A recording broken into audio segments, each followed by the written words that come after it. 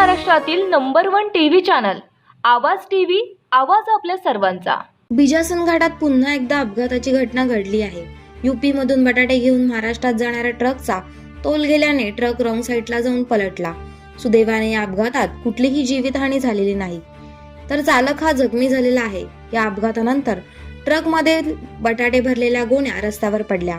घटनेनंतर तात्काळ पोलीस प्रशासन घटनास्थळी दाखल झाले होते। एक दिवसापूर्वी या बिजासनी घाटातील 70 फूट दरी सिमेंटचा ट्रॉला पलटला होता। बिजासन घाटात रोजच होणाऱ्या अपघातांची मालिका थांबावी यासाठी वारंवार लोकप्रतिनिधी यांच्याकडून मागणी करण्यात येत असेल, तरी प्रशासनाकडून मात्र याकडे दुर्लक्ष करण्यात येत आहे। रोजच्या ताज्या घडामोडींसाठी आवाज टीव्हीला सबस्क्राईब करा आणि बेल आयकॉन प्रेस करा।